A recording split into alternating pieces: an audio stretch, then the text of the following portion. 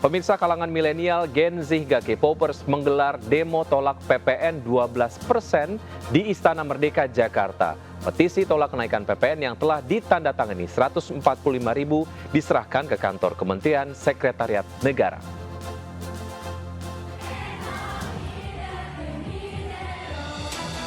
Tak peduli guyuran hujan deras, K-popers tetap menyanyikan lagu SNSD dengan membawa light stick.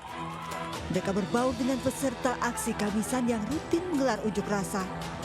Unjuk rasa K-popers menganggap kenaikan tarif PPN akan membuat harga komoditas melambung. Terlebih masyarakat masih dibebani pajak lain, sementara penghasilan warga tergolong sangat rendah jika dibandingkan dengan negara lain.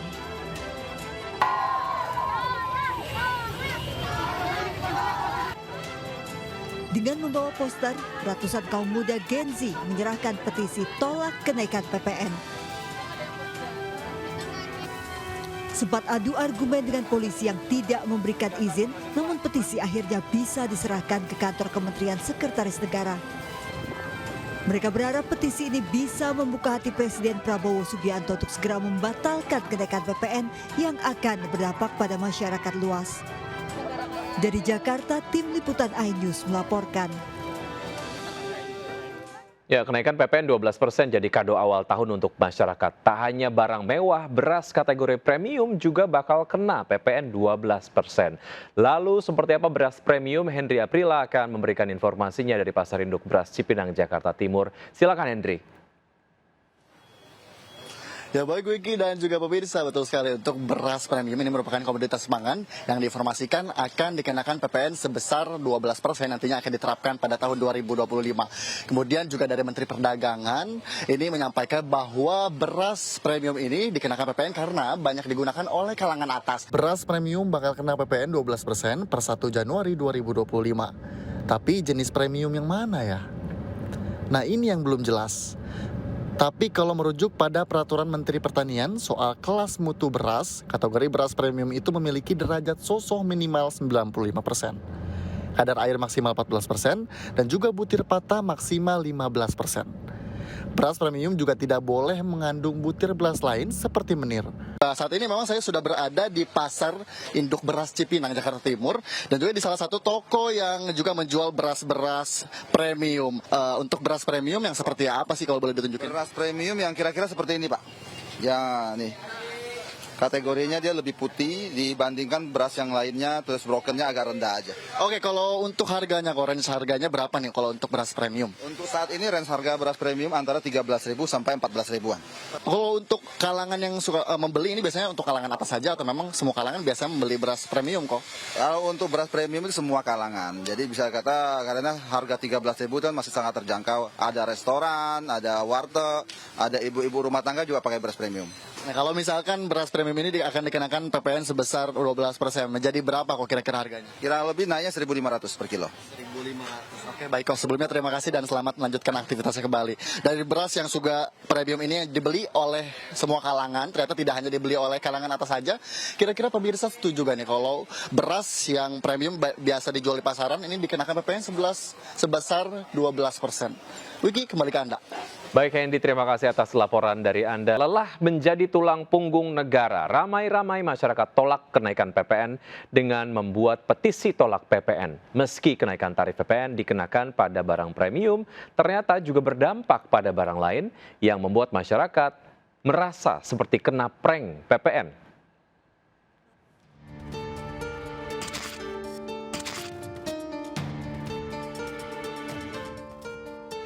Pemerintah telah mengumumkan kenaikan tarif PPN menjadi 12% untuk barang premium. Belakangan ternyata baru diketahui kenaikan PPN juga berdampak pada barang kebutuhan lain seperti deterjen, kuota internet hingga skincare. Praktis kenaikan ini juga akan berdampak pada masyarakat kelompok menengah yang paling menanggung beban karena mereka membayar kenaikan PPN namun tidak menikmati subsidi termasuk bansos.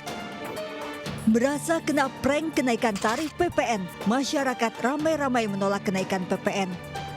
Kini muncul petisi tolak kenaikan PPN, hingga Jumat pagi sudah 145.000 orang menandatangani petisi ini.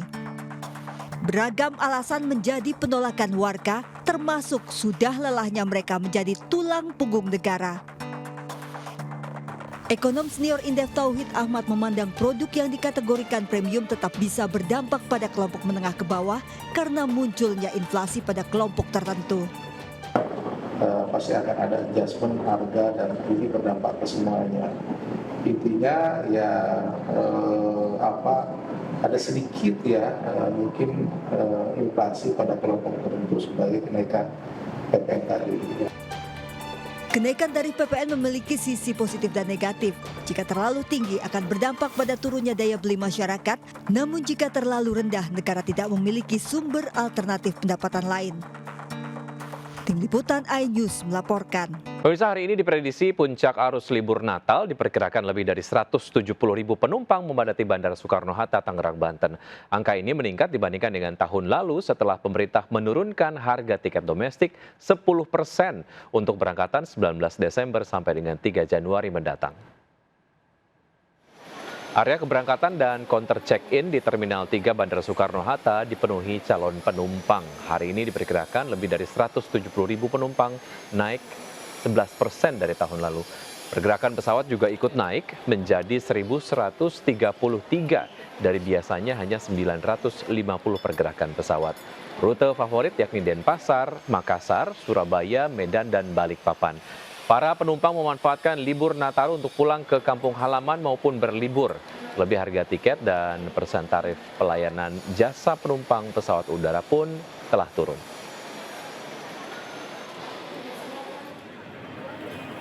Kepadatan penumpang memasuki libur Nataru juga terlihat di Bandara Internasional Yogyakarta Kulon Progo. Warga memilih mudik lebih awal menghindari penumpukan penumpang. Lebih harga tiket lebih murah dibandingkan dengan puncak arus mudik. Peningkatan penumpang signifikan mencapai 14.000 penumpang, sementara di hari biasa hanya 12.500 penumpang. Dari 1,3 juta baru saya dapat harga tiket. Itu harganya lebih tinggi atau lebih turun? Turun sih, tapi tiap aplikasi beda-beda. Kalau di beberapa aplikasi saya kenanya 1,4, tapi saya pilih Agoda karena kenanya 1,3. Pemirsa, waspada peredaran uang palsu jelang Natal dan Tahun Baru. Uang palsu hasil produksi dosen kampus UIN Alauddin Makassar ternyata berkualitas grade A, sulit dibedakan dengan uang asli. Selain uang rupiah, pelaku juga ternyata mencetak mata uang asing dan surat berharga palsu, total diperkirakan bernilai ratusan triliun.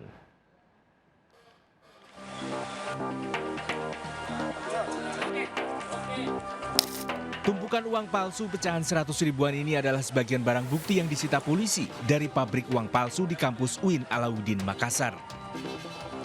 Selain rupiah, pelaku juga mencetak uang asing, mulai dari won Korea hingga dong Vietnam. Juga sertifikat deposito palsu bernilai 45 triliun rupiah dan surat berharga negara palsu bernilai 700 triliun rupiah. Ini pecahan 100.000 dan belum terpotong. Jadi ada yang bentuk lembaran nanti dipotong-potong. Kemudian mata uang Korea satu lembar sebesar 5.000 won. Ada mata uang Vietnam sebanyak 111 lembar sebanyak 500 dong. Sementara dari hasil pemeriksaan pihak Bank Indonesia, uang palsu buatan para tersangka ternyata sangat mirip dengan uang asli jika dilihat dengan kasat mata. Kalau secara kasat mata itu susah untuk dikenali, tetapi Bank Indonesia untuk memastikan uangnya itu berkualitas, maka ada di pecahan 100.000 ini ada 11 atau lebih dari 10 security features. Uang palsu dan surat berharga bodong ini dicetak dengan mesin cetak berukuran besar, melibatkan pelaku berjumlah puluhan orang di sebuah tempat bekas toilet di dalam kampus. 17 diantaranya telah ditetapkan sebagai tersangka, termasuk Kepala UPT Perpustakaan UIN Alauddin Makassar AI. Ironis, pelaku utama kasus uang palsu ini adalah dosen bergelar doktor yang seharusnya paham dengan konsekuensi mencetak uang palsu. Dari Kabupaten Goa, Sulawesi Selatan, Bukma, iNews melaporkan. Kita ke informasi lain, pemirsa. Timnas Indonesia wajib menang melawan Filipina dalam laga penentu grup B Piala AFF Sabtu besok yang akan disiarkan langsung di RCTI mulai pukul 17.00 waktu Indonesia bagian Barat. Shin Tae-yong kembali meracik skuad tim kejutan dengan kembali memainkan Marcelino Ferdinand.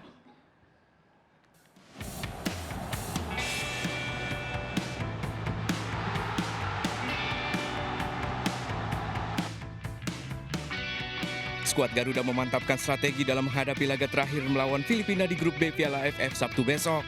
Pelatih Shin Tae-yong meracik formasi yang akan kembali mengandalkan Marcelino, Muhammad Ferrari, dan Asnawi Mangku Alam. Dengan mengusung misi wajib menang, STY menyiapkan formasi 3-4-3. Di sektor belakang, trio Muhammad Ferrari, Kader Karel, dan Doni Tri masih menjadi andalan. Sementara di lini tengah, STY akan memadukan Asnawi Mangku Alam dan Pratama Arhan sebagai wingback kanan dan kiri, dibantu Arkan Fikri dan Victor Detan.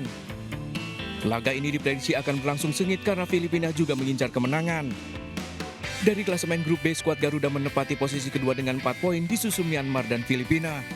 Selain latihan, skuad Garuda juga menjaga penampilan dengan melakukan cukur rambut bersama antara Marcelino, Rafael Sturit, dan Hoki Caraka. Mantan Menteri Komunikasi dan Informatika Budi Aris Setiadi telah diperiksa di Bareskrim Polri. Ketua Umum Projo itu diperiksa selama 7 jam dalam perkara dugaan korupsi dan gratifikasi di Kominfo. Setelah 7 jam diperiksa di Bareskrim Polri, mantan Menkominfo Budi Aris Setiadi keluar dari ruangan pada Kamis sore.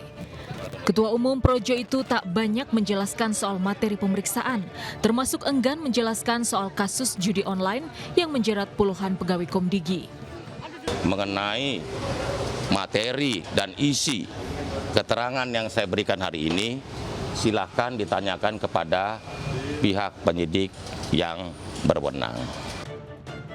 Dihubungi terpisah, di Reskrimsus Polda Metro Jaya, Kombes Ade Safri Simanjuntak menyebut pemeriksaan Budi Ari di Bareskrim kemarin sebagai saksi terkait dugaan korupsi dan gratifikasi.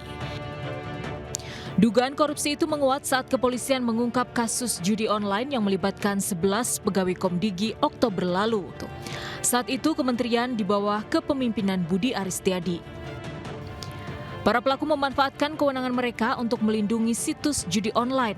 Modusnya, para pegawai Komdigi meminta uang setoran dari pemilik website judi online dengan imbalan website tidak diblokir. Dari kong kali kong ini, pegawai Komdigi mendapat 8,5 miliar rupiah per bulan. Tim Liputan iNews melaporkan. Presiden Prabowo Subianto memberi kesempatan koruptor bertobat dan meminta mengembalikan uang korupsi. Pengembalian bisa dilakukan diam-diam tanpa sepengetahuan masyarakat. Koruptor atau yang merasa pernah mencuri dari rakyat, kalau kau kembalikan yang kau curi, ya mungkin kita maafkan. Tapi kembalikan dong. Nanti kita beri kesempatan cara mengembalikannya bisa diam-diam supaya nggak ketahuan. Mengembalikan loh ya. Dualisme kepengurusan PMI akhirnya terjawab hari ini. Menteri Hukum Supratman Andi Aktas resmi mengakui kepengurusan PMI di bawah Ketua Umum Yusuf Kala. Menteri Hukum Supratman Andi Aktas menyerahkan langsung surat balasan untuk pengurus PMI Yusuf Kala di kantor Sekjen Kemenkum, Kuningan, Jakarta Selatan pagi tadi. Melalui surat tersebut, Menteri Hukum mengakui keabsahan ADART sekaligus pengurus baru PMI di bawah kepemimpinan Yusuf Kala. Sebelumnya, Palang Merah Indonesia diterpa dualisme kepemimpinan setelah Agung Laksono mengklaim dirinya sebagai Ketua Umum PMI baru. Klaim tersebut muncul usai digelarnya Munas Tandingan. Padahal dari Munas ke-22, PMI telah memilih JK sebagai Ketua Umum periode 2024-2029.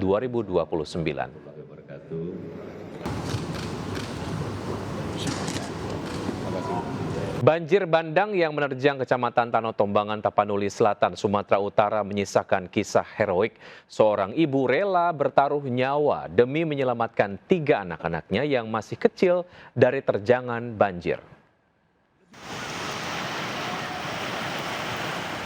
Banjir bandang di Desa Kota Tua, Kecamatan Tano Tombangan, Kabupaten Tapanuli Selatan, Sumatera Utara menghanyutkan 4 rumah warga. 20 rumah rusak berat dan lebih dari 50 rumah rusak ringan. Peristiwa banjir bandang ini meninggalkan kisah heroik. Rohani, seorang ibu rumah tangga, bertaruh nyawa demi menyelamatkan 3 anaknya yang masih kecil. Saat tembok rumah Rohani jebol diterjang banjir, Rohani membawa anak-anaknya dengan sepeda motor untuk menyelamatkan diri. Tak berselang lama rumah yang ia tinggali roboh, tersapu banjir bandang. Sekolah itu langsung langsung hancur kayak gitu. Roboh ya? Ya roboh. Habis itu masuk air dari robohan sekolah itu, pagarnya itu kan. Masuk airnya ke rumah kami. Datang airnya dari dari tembok itu, daripada mati kami di sini. Jadi langsung pergi dari sini kayak gitu. Rohani dan ketiga anaknya selamat, namun seluruh harta benda miliknya hilang terseret banjir. Yang tertinggal hanya sepeda motor yang ia gunakan untuk menyelamatkan diri dan baju yang menempel di badan.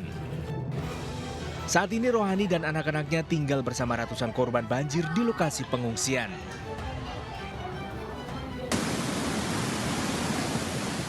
Banjir bandang juga menerjang 3 desa di Kecamatan Kalumpang, Mamuju, Sulawesi Barat pasca diguyur hujan deras selama 4 jam.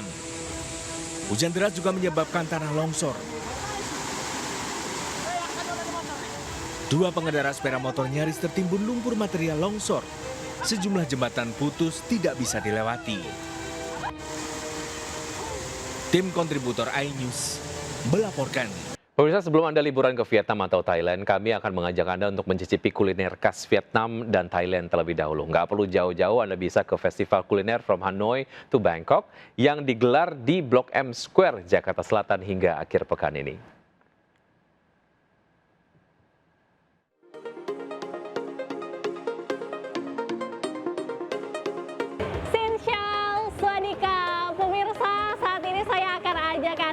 Untuk kuliner jalan-jalan ke negeri Thailand dan Vietnam. Kira-kira makanan apa saja yang disajikan dan selezat apa? Yuk langsung kita cicipin. Banh mi beef atau burger dengan isi daging sapi. Ada juga pho meatball, bakso khas Vietnam dengan kuah panas dan lezat. Mau icip-icip jajanan atau minuman khas Thailand dan Vietnam juga ada. Mulai dari mango sticky rice dan kopi Vietnam.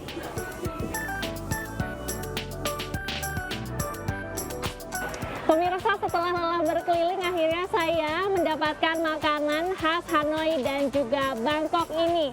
Kalau yang pertama ini adalah namanya pho beef ya. Kuahnya seger sekali, berasa sekali, bumbunya rempah khas Vietnam yang manis tapi pedas. Ini saya sudah cobain, sekarang kita akan next ke satunya lagi. Ini ada banh mi beef. Ini sandwich tapi lengkap banget, ada isian daging sama sayuran dan juga bumbu khas Vietnam. Kita langsung next ke yang Thailandnya. Ini saya punya namanya Mango Gorilla Ice. Ini tuh ada mangga, ada es krimnya juga, dilumeri dengan susu. Kita cobain mangganya. Festival Kuliner From Hanoi to Bangkok ini memang sengaja diadakan untuk mengenalkan keragaman kuliner dari Vietnam dan Thailand. Semua masakan yang disajikan diolah dengan bumbu yang langsung didatangkan negaranya. Oke, sebetulnya saya ingin lebih mengenalkan masakan Vietnam ini, khususnya ke kalangan semua warga Jakarta lah ya, supaya makanan Vietnam ini lebih dieksplor, lebih diimprove, sehingga dapat diterima oleh semuanya.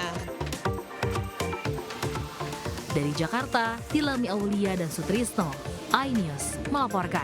Pemirsa, viral ibu kantin menumpahkan makanan kecil yang dijajakan seorang murid sebuah MTS di Brebes, Jawa Tengah. Pelaku diduga iri karena murid ikut berjualan di sekolah mengakibatkan kantinnya sepi pembeli.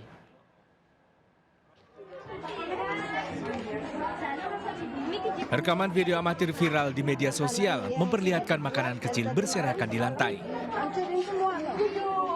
Roti, mie goreng, hingga kue, makanan kecil yang dijajakan oleh seorang siswi MTS Nuril Huda Kalibuntu Losari Kabupaten Brebes berserakan karena ditumpahkan oleh ibu kantin sekolah tersebut. Diduga pelaku kesal karena ada siswi yang ikut berjualan di sekolah mengakibatkan kantinnya sepi pembeli. Padahal siswi tersebut berjualan makanan kecil karena sedang mengikuti program kewirausahaan dari sekolah. Kantin ini rupanya nggak terima sehingga melakukan tindakan yang tidak mengenakan atau di luar dugaan atau main hakim sendiri. Jadi tidak ada proses peneguran secara halus, tiba-tiba pembina OSIS itu dihadang, yang bawa makanan, yang mengkoordinir itu dihadang, kemudian makanannya itu langsung ditumbakkan sebagai. Pasca video viral, Polsek Losari melakukan mediasi menghadirkan pihak sekolah, dinas terkait, serta ibu kantin. Namun ibu kantin tidak hadir dalam mediasi tersebut.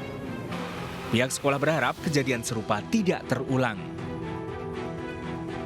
Dari Brebes, Jawa Tengah, Yunibar, iNews melaporkan. Pemirsa, jika hasil tes DNA bayi positif atau identik, orang tua bayi yang diduga tertukar berencana melakukan tes DNA ulang di rumah sakit lain. Hasil mediasi antara pihak rumah sakit dan orang tua bayi yang digelar di KPAI ada 3 kesepakatan, diantaranya adalah menunggu hasil tes DNA yang diperkirakan selama 2 minggu. Menjaga privasi masing-masing serta tidak memperkeruh suasana dengan tampil di media massa maupun media sosial. Namun jika hasil tes DNA identik, orang tua bayi diduga tertukar, Feni dan Rauf akan melakukan tes DNA ulang di rumah sakit lain untuk alternatif. Ya bakal tinggal nunggu hasil DNA aja gitu Bang. Ya, kalau nanti hasil tes DNA negatif, berarti kan itu bukan anak kalian ya? Iya. Apa langkah selanjutnya? Akan dituntut ke rumah sakit? Nanti akan mungkin apa kuasa hukum saya nanti ceritain lagi. Atau kompensasi nggak dibicarakan pada hari ini? Tadi tidak dibicarakan. Tapi ada hitam di atas putih? Ada investigasi internal kan? Ada, kita melakukan dan kemudian dari pihak Dinkes rumah sakit juga sudah menurunkan 2 kali dan juga mengevaluasi.